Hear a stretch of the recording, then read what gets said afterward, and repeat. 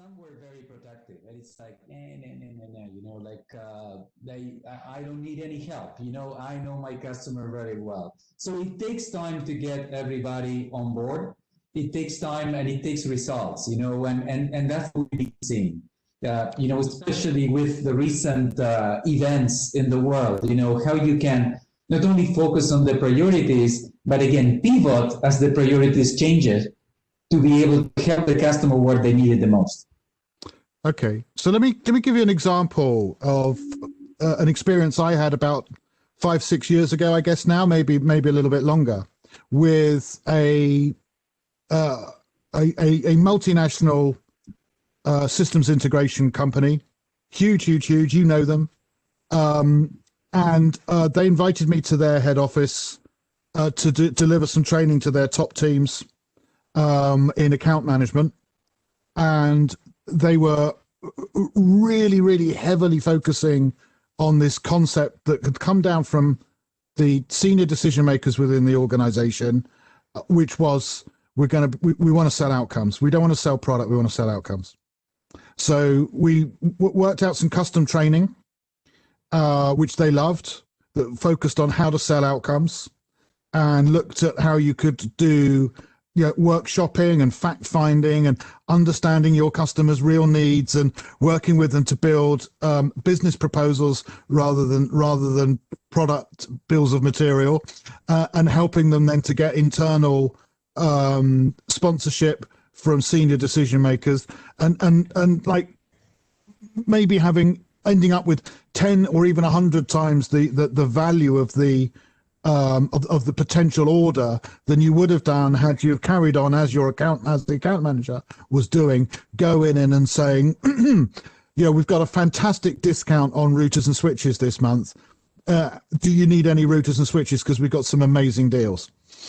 And the response from the account managers was, look, this is great. I love what you're saying, and I really think it's important to embrace, and I can see how it's the new world. But unfortunately, I only get paid when I sell routers and switches. I don't get paid for professional services consultancy costs.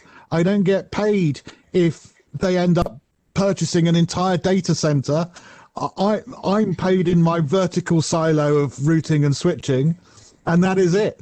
Why would I spend all my time going around and doing all this stuff if I'm not getting paid to do it? And I thought, well, he's got me there. Why should he? I mean, he's got to put a roof over his family's heads and all the rest of it. So how do you respond to that in terms of thinking about the challenges and the obstacles and how we go about this process of winning hearts and minds? Rick, I think the answer, and your example is great for this, is understanding that now we don't sell anymore. We do lifecycle selling. This is our motto, our sales team motto, lifecycle selling. And I think the beauty of it is it works both ways. And I might be thinking of a information supply chain that works both ways, because you have the sell and the technology. And this identifies use cases for the technology. But then you have the customer success practice and the adoption. And out of the use case, we start understanding what the customer can do with this, and we work on the business outcome. So we have two flows of information. One that is driven by the product, the technology, our BEs, our smart guys. One now is driven from the customer. The customer success person understand, well, this guy is doing this with this technology. And by the way, the number of use cases multiply because we have different customers that react to the technology in different ways. And we follow them through this. And we bring this information into the company through our tools. And we can organize it. We have a lot of big data and what this is. And this use case selling and use case adoption model now mirrors itself in a way that brings into the customer everything that the customer experience is giving in the field. Yeah, but I guess so I agree with you. I guess what I'm saying is that so did this guy.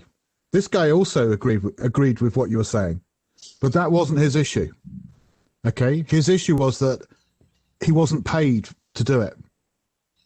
And my point is that I'm trying to make here is that one of the things that I believe Cisco had to take a very long look at, and this wasn't Cisco, this was an SI, a Cisco SI, amongst other things, but I know how it works, is that it not only do you need to tell people we don't do it like this, we do it like that, but you've also got to win their hearts and minds. And you can't win their hearts and minds just by telling them or even asking them to do things differently. You've also got to change the entire culture behind everything, and you've got to change the way they're remunerated, for example, in that example, so that they are motivated and incentivized to do it the new way. And that actually is really hard for a company the size of Cisco or the size of this particular SI that I'm thinking of to do. So it's not. So I agree with you. I think and you're right. You've got to have the new process. You've got to have the systems and the tools. But then behind the scenes, you've then got to work on the biggest. Everybody knows this. The biggest difficult. What's the biggest difficulty in managing change? What's the biggest difficulty? It's people. So how do you bring the people along with you? I just wondered if either of you had any thoughts about that specific item. I think you are spot on, Rick. But it's a journey. It's a journey, and the journey takes like a few steps. So one of the areas where we're working heavily right now, it's connecting with the sales team early on in the process. That's and Marcus mentioned at the beginning the racetrack or the life cycle, and that life cycle, even sales proposed, hey, let's do a change into that life cycle, and that was a big learning. And let's include an align stage, because we need to get together not only between sales and customer success, but also the partner, also the partner, because everybody's participating, and at the end what we want is to see, hey, are we doing everything that we can to accelerate time to value for the customer? Who's going to be doing what? Avoid those bumps that can easily happen when you are, just too focused on what you're doing. That's the beginning of, like a longer process that can help us impact directly the customer and how they do. And you're absolutely right that, we need to look inside, change the way we think, transform the process. That is going to be noticed. And that's hard to do internally, and even harder to influence the culture of your partners, right? Rick, the one thing I would say here, which is important, lifecycle selling is not customer experience world. It's a sales team world. So lifecycle selling is now influencing incentives, variables, and what we call the sales plays. So it's a deep transformation. Cisco sellers today sell by the sales play that comes with lifecycle selling, and this also extends to partners, and to to your point, partners today be remunerated for a pit stop to pit stop transition. Okay, so it's as embedded as that in all of the execution model, from the sales cycle, the partner execution, to the information we get to the customer. Absolutely, and extending out to things like the type of training you provide with your partners, the type of incentive programs that you offer your partners, the relationship that they have with the partner account manager, or all of those things also, of course, change alongside, don't they? So look, I know you're keen to talk about the racetrack, so let's talk about it now. Okay, I'm gonna let you talk about it now. So what we're gonna do is I'm actually gonna obviously we're live right now, but once this is recorded, for those who aren't familiar with it, because not everybody might be, I'll get the developers to insert the racetrack image in at this point so people can take a look at it as we discuss it. But perhaps Marcos, Alex, perhaps you could just briefly describe the Racetrack, and perhaps just explain sort of what's new about it, what where it came from, and what's exciting about it, what it enables Cisco and Cisco's partners to do, please. Excellent. So basically, the Racetrack, it's a way for us to visualize the customer journey, and that's why we call it the life cycle. What are the stages that we're going to be going through together with our customers? As in many models, there's a Cisco view and there's a customer view, but at the end, they have to connect. And they have to connect in allowing the customer to get to their business outcomes, to extract value from the solutions. And what it does, it provides a common language. So the customer is going to identify the need together, working with Cisco and working with our partner. And then they're going to be moving, as we said, right and up. They're going to go through that procurement process, and then they're going to be onboarded, implement, use, adopt. And on that adopt is when you start to see that optimization. You start to get into those specific outcomes, value.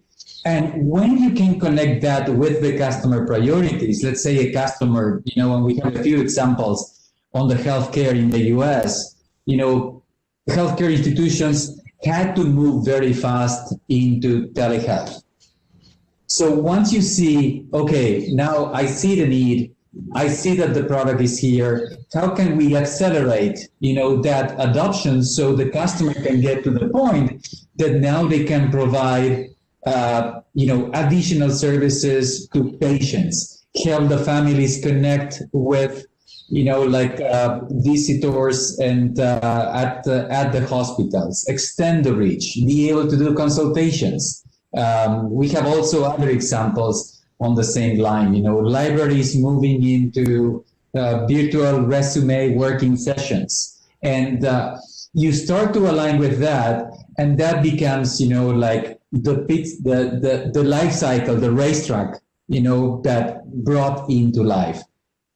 One of the key things that we mentioned a few times, and I think it's important to continue making an emphasis, is that once you have the right tools, then you can help the customer bringing in the right insights and say, hey, by the way, I see where you are. These are the recommendations for you to move into the next stage. And now it becomes, a very positive cycle of quick feedback. And that's where telemetry gets in place. It is more about providing the right insights at the right time. Okay. And is that something that who is responsible for that in terms of, within the life cycle and with it being recorded, written down, as it were, within the Racetrack? Are there different roles and responsibilities at different stages? How does that work? So there are different roles, different responsibilities. But I would say, again, imagine of an information supply chain. We have this working at Cisco, we have this working at the partner, we have this working at the customer. Now we have what portfolio offerings, the single concept, which is the CX Cloud. Well, what is the CX Cloud? So basically the CX Cloud is these tools with the necessary interfaces. Mm-hmm. We in Cisco have our console. The console, it is a dashboard that gives me very precise information of where a customer is.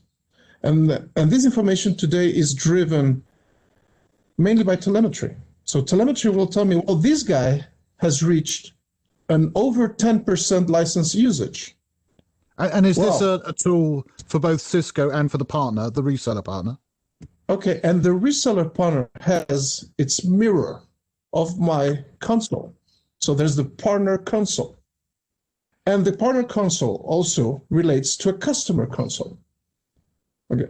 What is very important is now I separate two concepts. The console gives me a managerial view. The tools that bring and the information that feeds the console also feeds the APIs that can drive the automation process, that can drive DevNet. And if you ask me, are partners accepting our CS motion, our customer success motion? I will tell you they're loving it for two reasons. First, we give them insights and execution precision. So they don't have to be shooting to everything that moves. We tell them this customer needs this action. That's a tremendous OpEx saver driver. But the second thing is we're helping them go up the ladder, because in this and DevNet, we come into the business outcome.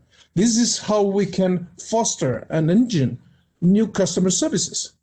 And one of the big differentiators, if I look at my customers today, and this is very important, is customers used in the past, they used technology to support their business. Now technology is their business. So when we come in and we start telling them you can do this, and you can accelerate this, and you can provide this envelope of views to your customer, this is the basis for new products, and they love it. And so this is totally a virtual circle, because partners see more money, more budgets they can address. Customers see more value in the technology they purchase.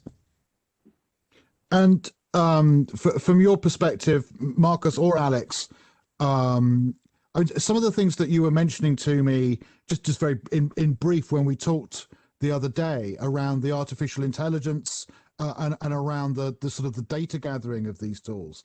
I mean, it sounds to me like something that the average Cisco reseller partner, if such an animal exists, and I know there's such a wide range, but nevertheless, most normal organizations could not possibly afford to create this sort of tool.